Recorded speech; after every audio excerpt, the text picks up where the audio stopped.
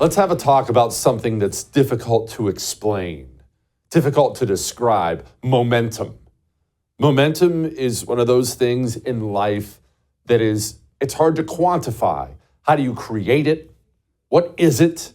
Why does it matter so much? This is something people have struggled to explain forever. Sports, you've seen this before. I remember back when I used to watch the NFL religiously, I remember like it was yesterday, my Giants, I was a Giants fan, I believe they were up 27 points, I think it was, in the third quarter, late in the game, 27 points. And things started to go bad, and you could feel it. At one point, they were still up by a couple touchdowns, and I'm sitting at home saying, we've lost this game. I can tell. And they did. They lost the game. You could feel the momentum. I don't know how to describe it. I don't know how to create it, but I know it when I see it. And right now, what I see in the presidential race is all the momentum is on Donald Trump's side. And this is me. I would tell you if I thought things were going wrong or it was a disaster. It's way beyond poll numbers. And poll numbers are here or there. They look good, pretty good for Trump. You can always find one that looks good for Harris. The momentum, you can see it and feel it. Harris just had the DNC, the Democrat convention. And from that, you're supposed to get a big bounce in the polls, a nice little bump in the polls. Traditionally, when a party has its convention, the nominee gets a bump in the polls. Dome didn't. Nothing. Even if she did, it lasted 5 minutes and it's gone. And since then, she's been sliding backwards and backwards and backwards. And I'm going to get to the bad part of this in a moment. Just stay with me. It feels like everything is going Trump's way. It feels like the momentum is on his side. RFK Jr. endorsement was a big deal. Trump is out there on he's doing every podcast. He's doing every show. Dome isn't doing anything. She's done one sit-down interview. And that sit-down interview, let's discuss that because that's going to lead us directly into the debate with Dana Bash, was a disaster. And this is what I mean when I say it was a disaster. This woman has a reputation for being an airhead who doesn't know anything about anything and has no personality. And that sit-down with Dana Bash could not have possibly reinforced that notion anymore. It was the friendliest of friendly interviews from Dana Bash, which of course it would be. And even then, if you paid any attention to it, you saw Dome brought notes along and she spent her whole time talking like this, reading down at her notes. She just doesn't know anything. She doesn't know anything about anything. And that brings us to the debate. The debate is September 10th. The debate is coming next week. September 10th, ABC.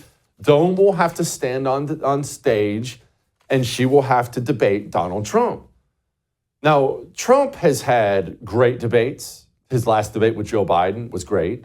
Trump has had terrible debates. The first debate he did back in 2020 against Biden, everyone remembers what a disaster that was. So he's had good ones. He's had bad ones. I don't want to act like Trump is the best debater in the world. He can be great. He can be bad. But he's so much better than she is. You've seen him talk. He just doesn't need notes. He's not reading something the whole time. He knows things. He's done this his whole life. He sits down and he can rattle off stats and facts and statistics, and he's good at that. He doesn't even need notes. And this debate coming up on ABC next week has a couple huge things that are just going to crush Dome. I don't know how. I'm still not totally convinced she's even going to show up to the debate because, one, she's not allowed to have notes. And let's remember, this woman has to have notes. We've spent 3.5 years mocking Joe Biden, mocking his mental decline, mocking the fact that he needs cue cards, teleprompters, he can't complete a sentence. But we've ignored the fact his vice president, who allegedly does have a functional brain, she can't either. She doesn't know anything about any subject at all. And so without notes, you just have Dome. It's just her and whatever is rattling around in that empty head of hers. That's the one thing that's going to hurt her chances.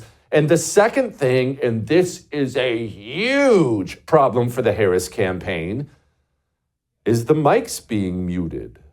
The mics being muted is devastating to Dome. Why? It takes away the one thing she could do during that debate to curry favor with certain segments of the population. You see, there's an old saying, you've heard me say this before in law. There's an old saying, you know a lawyer, he's heard this saying, he's probably said it to you before. When you're in a trial, if you have the facts of the case, you pound the facts. You just bring them up over and over and over again if the facts are on your side.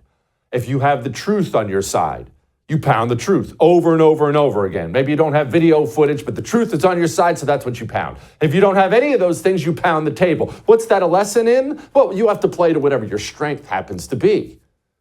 Dome's one and only technique when she has debated in the past, and I want to give credit where credit is due, Mays is the one who dug this one out. She debated Mike Pence, and she used this line over and over and over again, the "I'm speaking" line. Mr. Vice President, I'm speaking. I'm speaking. Mr. Vice President, I'm speaking. Well, wait. I'm speaking. It'd be important if you said the truth. Mr. Vice President, I'm speaking. I'm speaking. Okay. If you don't mind letting me finish, we can then have a conversation. Okay? Please. Okay. Non-answer. Trying to answer you The now. American people deserve a straight answer. I will not sit here and be lectured by the Vice President. I'm speaking. Yeah, I'm about to. I will not be lectured by the Vice President. Look, you can roll your eyes all you want. That doesn't resonate with me at all. But that "yes, Queen" stuff, it's a debate technique. It's not just a one-off there with the debate with Pence. She's used this recently on the campaign trail with people in the crowd. I'm speaking. She loves to do it. It's part of how she covers up for the fact she doesn't know anything. The Kamala Harris campaign has bent over backwards to get the mics unmuted during the debate so Donald Trump can interrupt her and so she can do the one thing she knows how to do. I'm speaking, but the mics are muted and Dome doesn't know anything and she's not allowed to have notes. And I said all that to say this. Right now, all the momentum, it feels like it's with Donald Trump. As of September 10th, debate night, I know this is a bit of an early prediction, but I think that's going to get even worse for the Harris campaign. You may remember how bad the Trump-Biden debate was for Joe Biden. My phone was melting that night with friends who had Democrat friends who were drinking themselves into a stupor, turning off the debate halfway through. Democrats were on suicide watch that night. What happens on September 10th with all the momentum already in Trump's corner if Trump goes out there and slaughters Kamala Harris during that debate? And right now, that is the likely outcome. Well, that brings me to the negative of all this. Let me tell you what happens. The system is going to start looking at other means. They have decided, they've convinced themselves, and they sadly have convinced half the United States of America that a Trump presidency would mean the end of democracy and all the other stupid things they say. Now, roll your eyes at that. That's fine, but these people believe it. They can't describe why, because it's just what the hive mind has told them, but they believe it. So these are people who've done anything and everything to try to stop him, impeach him, try to kill him, put him in prison. They are people who will do anything. So September 10th is the debate. If September 11th, the system wakes up and the system gets reasonably certain that Kamala Harris is going to lose this election, what are they going to do? I don't have an answer to that question, but what I do know for a fact is they're not going to wake up September 11th and say, man, that went bad. I think we're going to lose. Oh, well, we tried, guys. These people don't think like that.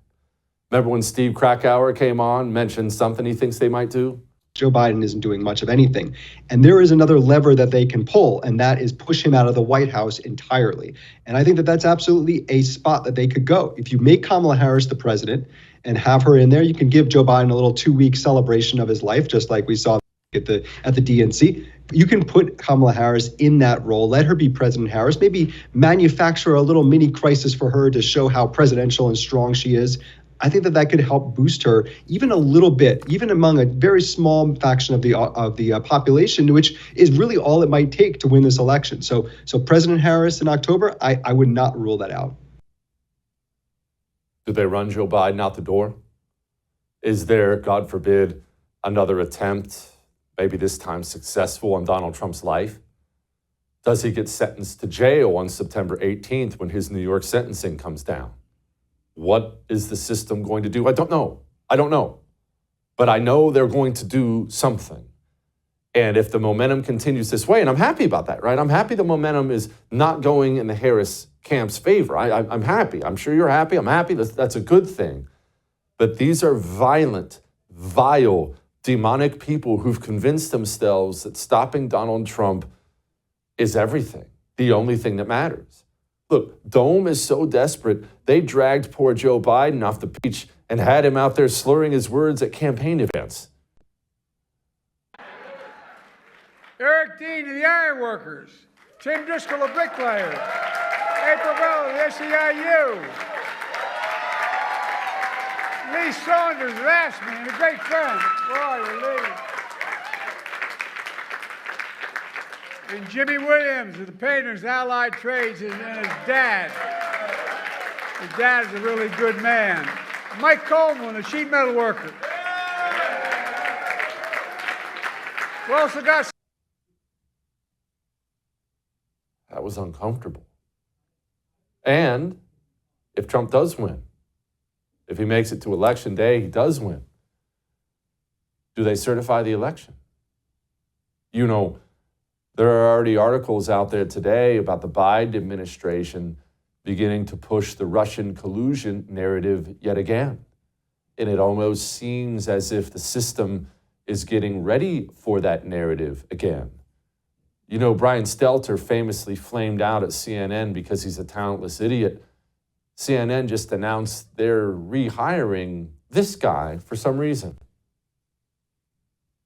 A new storyline was introduced right on time. There it is, the New York Post front page announcing Biden secret emails. More shadiness involving Hunter Biden. As political entertainment goes, this is not a brand new TV show. It's just a new season of the show. But there are big questions about who might have created this show. And that's what's probably most important here.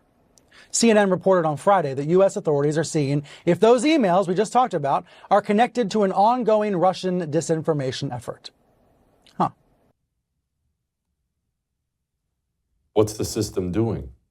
I don't know, but they're not going to go quietly. All that may have made you uncomfortable, but I am right. I would thank you for coming to my YouTube channel, but I know how brilliant it is, and I know you love it here. So subscribe and watch. We're going to start really ramping things up and putting some funny stuff, some interesting stuff out there, some collaborations. Either way, my YouTube channel is officially the place to be. So stick around.